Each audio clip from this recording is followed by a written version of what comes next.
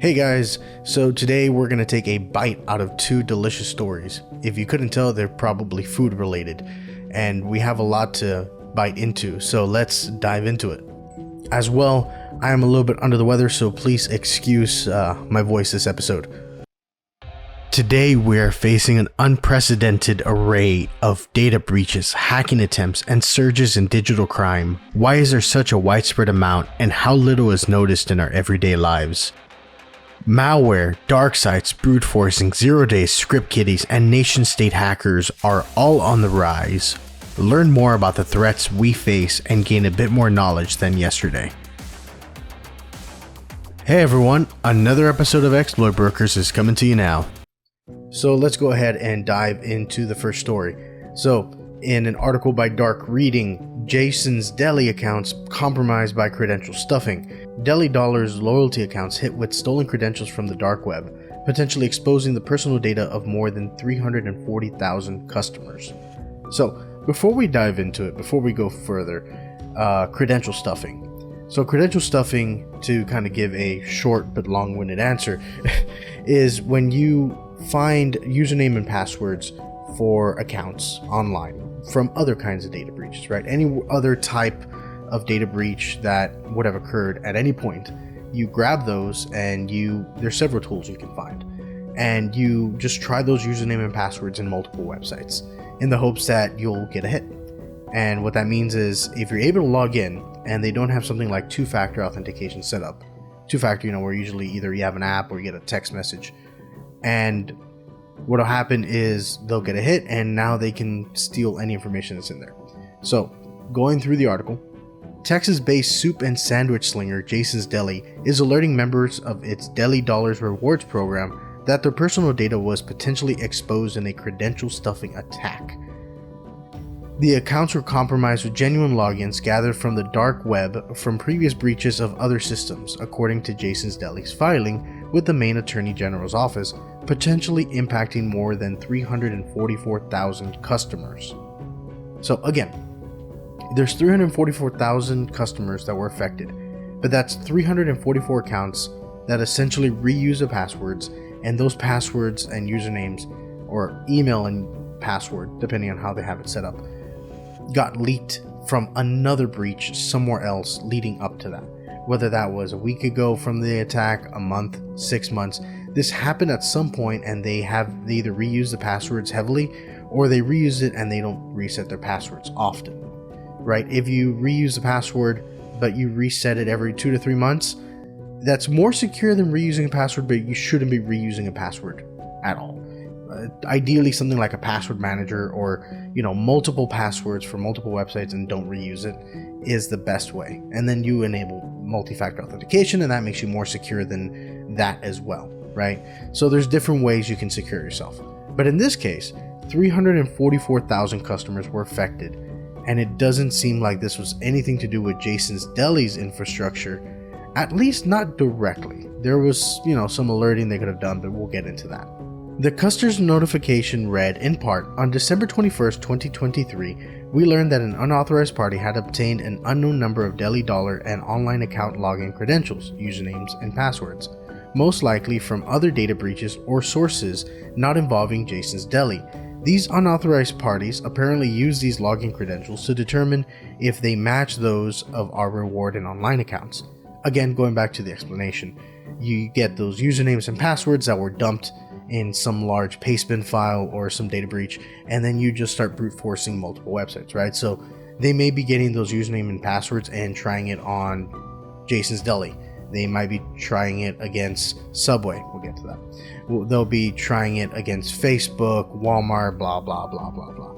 It's a numbers game, right? You get so many people, and if enough of them have bad password habits, which a lot of people do, and it's something that we are trying to help inform and correct, but if they do have those bad habits, then that just makes the numbers easier, right? Spam is successful, quote unquote, because of the numbers, right? If you have enough spam being sent out and enough conversion, then it'll work. Well, if you have enough credential stuffing attacks and you have enough people who reuse their password and don't change their passwords often, then the number of accounts that you'll get from credential stuffing tends to be a good ROI in a criminal malicious sense. Now, as a result, the threat actors were able to compromise Deli accounts and access associated details, including names, addresses, phone numbers, birth dates, preferred store location, order history, contacts for group orders, house account numbers, Deli dollar points, and available rewards, as well as partial credit and payment card numbers, according to the notice Jason's Deli is sending out to customers. Well, yeah, right. This is essentially, they didn't just dump the database. They were able to log into a user's account, and most accounts let you see your payment preferences. They let you see the information you have because you may want to update it. From a user standpoint, right? If you log into something, you're gonna want to see your phone number and your address and make changes and update them, because this is a sandwich place, right? You go there because either they have delivery or some preferences, and you're giving them information because maybe they send you rewards for your birthday. I don't know what Jason's Deli does. I know they make sandwiches, but I don't know what their reward loyalty stuff looks like. I'm just taking guesses based off what I've seen other businesses do, right? Now, the restaurant chain is encouraging its Deli Dollars members to update their login credentials, especially if they're using the same username and password for other accounts, which, for the ones that were affected, they were. The username and passwords were pulled from breach, and then you make an app or a piece of script that does some brute forcing and tries username and passwords on multiple websites. This breach highlights the folly of reusing passwords across accounts and the need for multi-factor authentication, MFA, password managers, and implementation of secure and effective access management, according to Joseph Carson, Chief Security Scientist and Advisor CISO with Deli. It's don't reuse your passwords, try to use a password manager and enable something like two-factor authentication. Ideally, an app-based two-factor authentication is going to be stronger than text-based, because if a hacker really wants to get to your stuff, then there's SIM swapping attacks, which at that point you're relying on the carrier, not giving your SIM card out to somebody else. At least with an app, it's more in your control. Granted, they could still, install a rat on your device, but that becomes significantly harder than trying to social engineer some customer service on a mobile carrier. So that's for this one. Let's jump into the next restaurant-related hack. So, Subway puts a LockBit investigation on the menu. The foot-long sandwich purveyor is looking into LockBit 3.0, claims that it stole reams of data from the proprietary SBS network. This is another article by Dark Reading, so let's jump into it. The Subway restaurant chain, creator of the Sweet Onion Teriyaki combo and the slinger of sports-themed fast casual sandwich deals, is investigating claims that the LockBit 3.0 ransomware gang was able to toast up its infrastructure. Last week, the infamous ransomware group claimed on its Tor leak site that it exfiltrated Subway's SBS internal system, which includes hundreds of gigabytes of data and all financial aspects of the franchise, including employee salaries, franchise royalty payments, master franchise commission payments, restaurant turnovers, etc. LockBit claims that it will put the information up for sale on February 2nd unless the ransomware is paid. The amount that the group is demanding is unknown. So, guys, a ransomware group is any cybercriminal organization or affiliate network of cybercriminals or hackers, black hats generally, and their business is ransomware, right? So a lot of the times ransomware either encrypts stuff and demands payment, or steals stuff and threatens to leak it and demands payment for not doing so. The ultimate motive is to get a payment to not inflict pain on the business victim, or just the victim in general, depending on the ransomware. A lot of the times you'll see them hit individuals and be like, hey, give me 3 Bitcoin or your data's lost forever. And right, if you have, sensitive information or pictures from your wedding or pictures from when you were a child or sentimental, then you're probably going to want to pay to not lose that data if you didn't back it up, which most people don't back up, which leads me to the thing, always take a backup. Now, you have a lot of ransomware groups that go after businesses. Some have quote-unquote ethics, where if it's something like a hospital, you don't encrypt it so they can keep operating, you just steal data. It's different ransomware groups, different ransomware actors will play at it differently. But that's generally what it is. Now, the one that we're talking about now, LockBit 3.0, they claimed on their Tor leak site, and the Tor leak site is just a website with the .onion on it, right? So .com, .onion, that you need a Tor browser to access. It's what is kind of known as the quote-unquote dark web, if you will, which is essentially just servers that you can only get to through specific clients. Now, they say they have gigabits of data, franchise employees. This could be very harming information, right? Trade secrets, things that could potentially give competitors an edge, or they just don't want the stuff out there, right? There could be a number of reasons, but the ransomware group is saying that, hey, we have it and we want you to pay us by February 2nd. Now, moving on, the interesting part is that, and I quote, LockBit's recent claim of breaching Subway has raised eyebrows, but what's most interesting is that it's not their typical gig, says for Hot Dick B. Yick. I'm probably butchering that, and I apologize. Head of research at Black Kite Cybersecurity firm. Their average prey consists of companies with about 100 million in revenue, signaling that while they've taken a bite out of a billion-dollar brand now, the majority of the targets are mid-size or small.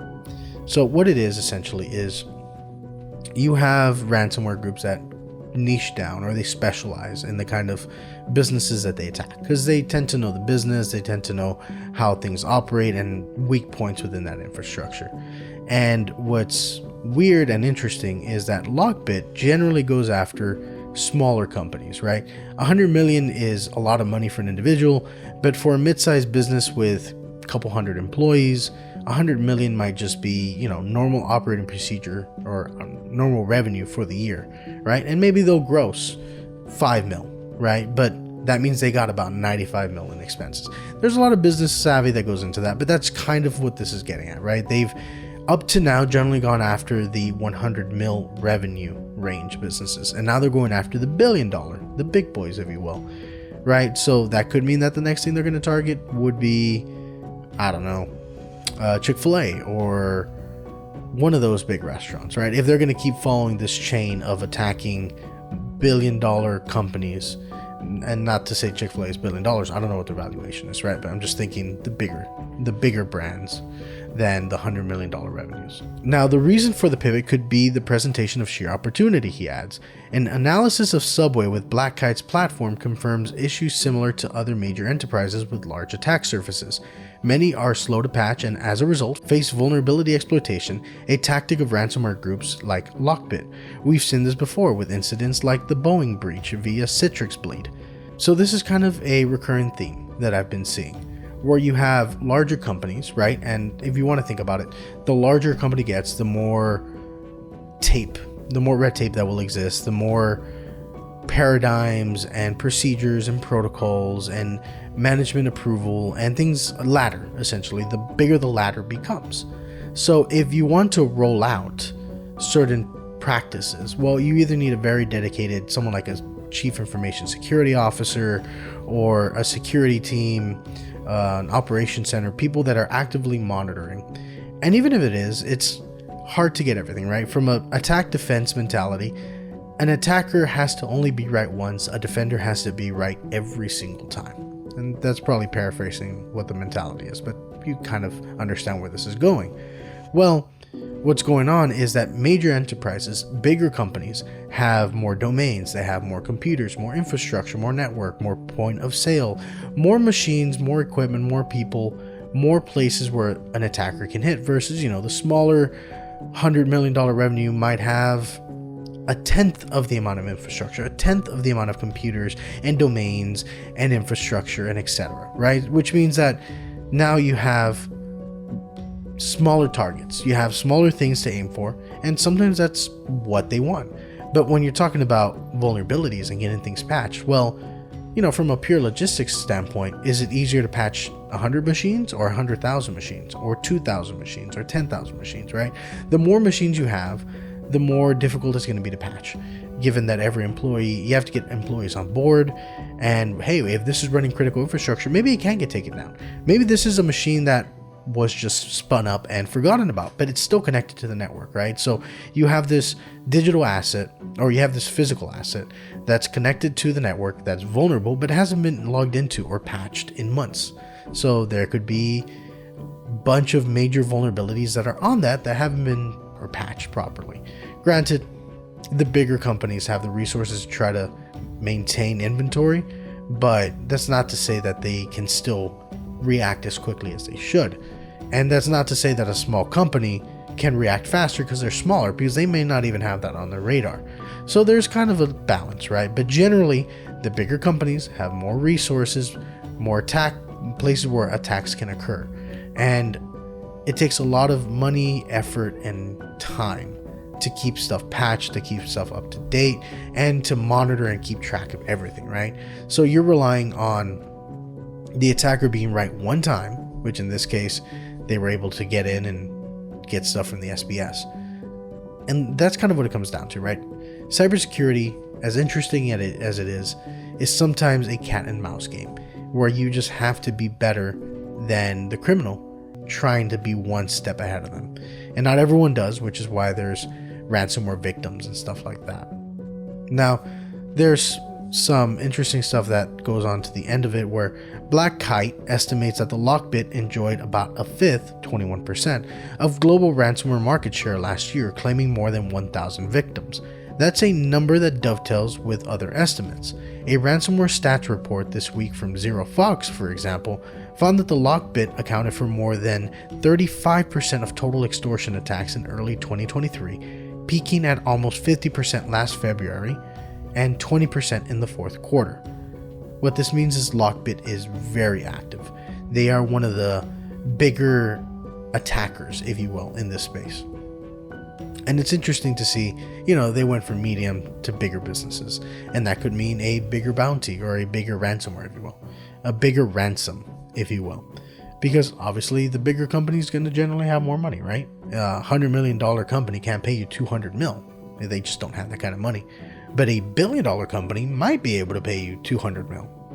Not to say either can, but the probability is there if you want to look at just raw numbers, right? So ZeroFox is recommending stuff like implement secure password policies and multi-factor authentication, configure ongoing monitoring for compromised account credentials, proactively monitor for compromised accounts being brokered in deep and dark web forums, backup critical, proprietary, or sensitive data to secure offsite or cloud servers, implement network segmentation, develop a comprehensive incident response playbook, implement email protections like DMARC, and keep versions and patching up to date. So for this one, it's kind of a interesting tidbit or an interesting paradigm change, right? Where Jason's Deli was credential stuffing attacks, where it's more the users that compromise themselves. Here, we don't exactly know what happened, but the ransomware got in it. I would imagine someone clicked and that started the whole thing. But they list very, very good things, right? You want to monitor for compromised accounts, because if there's compromised accounts and there's password reuse, they could credential stuff into one of the employees' accounts and they could spread the malware that way. When you implement network segmentation, right, it's harder to pivot, right? So if they infect the POS system, well, they may not be able to get to the database and to the machines that house the let's say the financial information for employee salaries, right? Because the point of sale systems don't need to know or need to be able to access salary information. And that's just one of the examples, right? Backup critical, proprietary, or sensitive data off to secure offsite or cloud servers. Always have backups, right? And have your backups have backups. Because if things hit the fan and you get encrypted, if you have a backup and you've been keeping a proper amount of backup, then sure, you might lose a week of data, maybe a day of data, but at least you're not having to pay them and hope they'll unlock your stuff. Or you don't have to hope that they can even decrypt it to begin with. There's been faulty ransomware where they can't decrypt it. It's irrelevant. You pay them or not pay them, they can't. There's a bug, they didn't care, etc. At the end of the day, part of it is luck of the draw, right? You just have to be hard enough for hackers to not want to hack you. If you're a big enough target and they want to hack you, It's kind of a matter of when, not if. So guys, this has been Lauda with Exploit Brokers. Please hit that subscribe and bell notification icon if you're on YouTube. Please follow and rate wherever you listen to the podcast, if you're listening to this on a podcast platform. This is, again, Lauda with Exploit Brokers, and I'll see you in the next one.